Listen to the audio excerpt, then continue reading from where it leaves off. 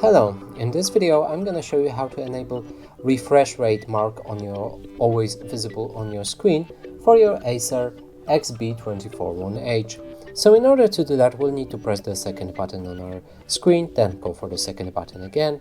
Now scroll down with the second button yet again. Go for the middle where it says OSD and press the fourth button to go into the setting. Now scroll down and go for the refresh rate num right here and enable it by pressing the fourth button again. Now go for the second button and it's enabled, visible right here, 144 refresh rate.